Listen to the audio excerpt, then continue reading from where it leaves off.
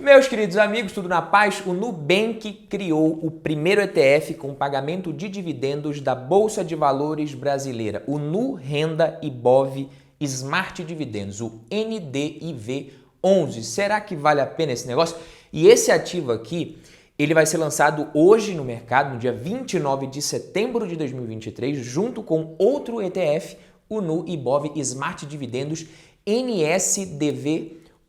E aí, será que vale a pena? São melhores que os ETFs que a gente já tem na Bolsa de Valores?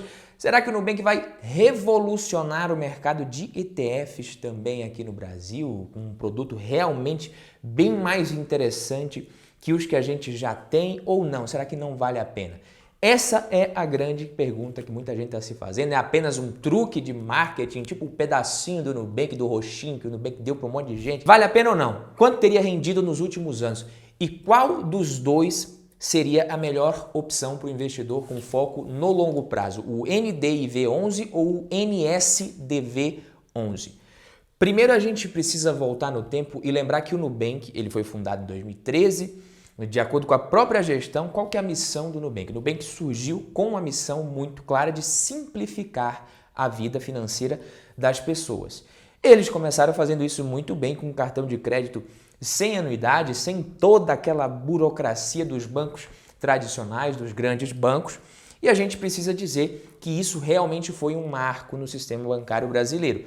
Mesmo que hoje a gente tenha vários outros bancos digitais, o Nubank foi pioneiro e começou tudo isso e por isso ele colhe os frutos desse pioneirismo. Não sei quantas dezenas de milhões de clientes, bem na frente dos outros. E agora eles estão entrando de vez no mundo dos investimentos em parceria com a B3, lançando esses ETFs. Caso você não saiba, a B3 ela não é somente a principal bolsa de valores do Brasil, ela é a única bolsa de valores que a gente tem por aqui por enquanto e o principal pilar do nosso sistema financeiro, do nosso mercado de capitais, podemos dizer, é realmente a B3. Então, é uma parceria muito grande. E antes de falar dos dois ETFs do Nubank, é válido a gente explicar para quem não sabe o que são ETFs. Afinal, os ETFs eles são famosinhos para muita gente, mas alguns não conhecem. Eles são anônimos para muita gente que não conhece esse mundo de bolsa de valores de investimentos. Então, você imagina uma cesta de frutas onde você pode comprar cada fruta individualmente, certo? Você vai lá no supermercado e vai colocando as suas frutas. Mas se você pudesse também pegar uma cesta inteira de frutas, tudo de uma vez ali. Você chega no supermercado e já tem uma cesta prontinha ali, cheia de frutas para vocês. Então é mais ou menos assim que um ETF funciona. Ele é como uma cesta que contém várias ações de diferentes empresas. Esses ETFs eles são criados para seguir um índice específico. Pode ser o Ibovespa, que reúne as ações mais negociadas da B3, ou até mesmo índices internacionais. O objetivo é replicar o desempenho desse índice. Por isso, o nome fundo de índice, o ETF significa Exchange Traded Funds. Mas o que são esses tais desses índices? É aqui que muita gente se enrola, mesmo quem já investe. E mesmo quem já investe em ETFs, às vezes não sabe. Por isso que também vale a pena a gente explicar rapidamente. Os índices, eles são indicadores de desempenho de um conjunto de ações. Eles mostram a valorização de um determinado grupo de ações ao longo do tempo. É isso que um índice mostra. Então, como eles contemplam um grupo de ações, o desempenho de cada índice, ele é, na realidade, uma média do desempenho das ações que compõem esse índice. Uma média ponderada, é claro, conforme os fatores usados para definir a composição do próprio índice. Cada ação compõe esse índice em uma proporção diferente. Então vale a pena a gente dizer que esses índices eles não existem só por causa dos ETFs. Os ETFs eles vieram depois, os índices eles já existem há mais tempo. Os índices eles cumprem outras funções principais. Eles são os indicadores de variação de preços do mercado, servem também de parâmetro ou de benchmark para você avaliar a performance de um fundo ou de um determinado ativo, por exemplo. Então você vai comparar a performance com a performance do índice. Isso aí a gente chama isso de benchmark. Um fundo de ações, por exemplo, ele precisa bater pelo menos o Ibovespa, senão não faz sentido você investir nesse fundo. Faz mais sentido você investir no ETF que replica o índice Bovespa. Então são instrumentos também de negociação no mercado futuro. Eles servem para muitas coisas ali. Então em cada mercado de ações você tem vários índices, cada um com objetivos diferentes. E aí cada índice desse, ele tem as suas características definidas no seu regulamento, como a gente falou. Então dentre essas características você tem a metodologia pela qual as ações são selecionadas. É o tipo de média que é usada no cálculo, qual que é a periodicidade de atualização da carteira do índice. Quando você decide investir em ações, você pode investir em ações por conta própria. Você vai lá, abre o home broker da sua corretora, a plataforma e escolhe as ações individualmente. Você faz o tal do stock picking, que a gente fala. Você escolhe as suas próprias ações. Mas se você não souber ou não quiser, não tiver tempo, você pode terceirizar a escolha. Você pode investir em um fundo de ações. E aí vai ter um gestor especializado, certificado, que vai escolher as ações para você e em troca você vai pagar uma taxa de administração bem interessante para ele e talvez também uma taxa de performance, muito provavelmente. Com o tempo, o que uma galera foi descobrindo? É que a maioria dos fundos de ações aqui no Brasil e no mundo não conseguia bater nem os principais índices de mercado, ou seja, era melhor investir no próprio índice do que pagar para um gestor, um fundo de ações qualquer fazer isso para você. E aí fica fácil, né? Basta você ir lá e investir no índice, certo? Investir no Ibovespa, no S&P 500 e em qualquer outro índice que você queira investir. O problema é que não dá, papai, para você investir no índice. O índice é só o índice mesmo. Ele não está à venda, você não compra o índice. E nessa ideia de atender a essas pessoas, a esses investidores que gostariam de poder investir no índice, que surge o ETF, que surgem os ETFs, que são instrumentos criados para seguir o desempenho de determinado índice específico, entendeu? Pode ser o Ibovespa, que reúne as ações mais negociadas da B3, ou mesmo índices internacionais, como eu falei. O objetivo é replicar o desempenho desse índice. E acredite, isso não é uma modinha passageira. É um volume investido em ETF no mundo está crescendo muito, cresceu 20%. Ao ano nas últimas 2 décadas, cresceu pra caramba. Até julho de 2023, você tinha cerca de 10,6 trilhões de dólares investidos em ETFs no mundo.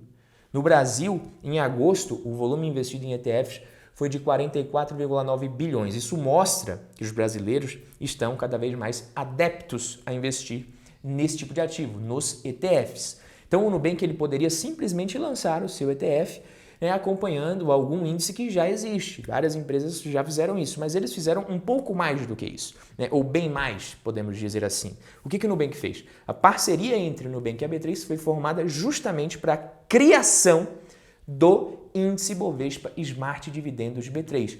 Um índice novo, um índice Smart Beta focado em empresas pagadoras de dividendos que fazem parte do Ibovespa, que já é um índice que já existe há muito tempo. E esse nome também não tem segredo nenhum por trás. No mercado financeiro, o termo Smart Beta é um nome dado a um índice criado a partir de outro índice. Então, o Ibovespa Smart Dividendos B3 é o primeiro índice derivado do Ibovespa. Então, sem querer puxar a sardinha e nem passar pano para ninguém, a gente precisa lembrar que o Nubank, mais uma vez, mostra que tem inovação e pioneirismo no DNA. Ser o primeiro, beleza, mas será que presta esse Ibovespa Smart Dividendos B3? Será que isso aí vai prestar mesmo? Na teoria, aparentemente sim. O novo índice ele vai ter uma seleção inteligente de empresas que fazem parte do Ibovespa e que pagam bons dividendos aos acionistas de forma recorrente. As ações dessas empresas vão ser usadas para compor os novos ETFs do Nubank. E quais ações são essas? Como essas ações serão selecionadas?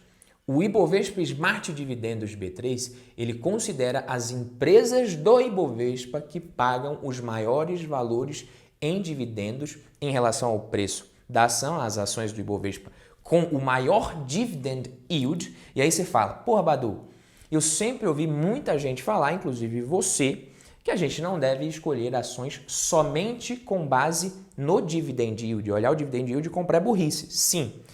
Mas será que vale a pena investir nesse ETF? Não é justamente isso que esse ETF vai fazer? Para que eu vou investir nele se não vale a pena eu fazer isso? Esse critério ele também vai ser utilizado para ponderar o peso das ações na carteira, mas você também tem outros critérios, como a recorrência e a menor oscilação nos proventos pagos. Isso significa que terão maior peso na carteira desses índices as empresas que pagam maiores valores proporcionais, com frequência e valores mais constantes ao longo do tempo, de forma mais consistente. Então, a primeira carteira do índice tem 21 empresas. Essa primeira carteira tem validade até do dia 29 de dezembro de 2023, para depois ela ser rebalanceada. Todo o índice funciona assim, o Ibovespa também, ele é atualizado periodicamente e esse processo acontecerá a cada 4 meses, já que é assim também que acontece com os outros índices da B3, para adequar a composição também aos critérios estabelecidos na metodologia do índice. Então a carteira também pode ser acessada no site da B3, eu trouxe aqui para vocês. O Nubank também anunciou o outro ETF que eu falei sobre a gestão da NuAsset, que é a gestora do banco, replicando também o mesmo índice Ibovespa Smart Dividendos B3, o Nu Ibov Smart Dividendos NSDV11, com a diferença de que os dividendos eles são reinvestidos no próprio ETF, ou seja, os dividendos eles não vão pingar na sua conta como no outro ETF. Eles vão ser reinvestidos nas próprias ações que fazem parte da carteira da cesta automaticamente, o que facilita o seu objetivo. Se o seu objetivo é longo prazo, é isso daí mesmo que você vai fazer, reinvestir. Então, segundo a própria diretoria do Nubank, essa fórmula inédita de pagar dividendos por meio de ETFs, e a parceria com a B3 para o desenvolvimento do índice do Ibovespa Smart Dividendos B3 une o DNA de inovação que marca essa trajetória do Nubank nos últimos 10 anos e também a eficiência que muitos investidores almejam. Vamos ver se é isso mesmo? Antes de falar das ações, vamos ver mais detalhes aqui sobre como funciona essa seleção. Para selecionar as ações, as empresas que mais pagaram dividendos, foi calculado, como eu falei, o dividend yield de todas elas em um período de 6 anos.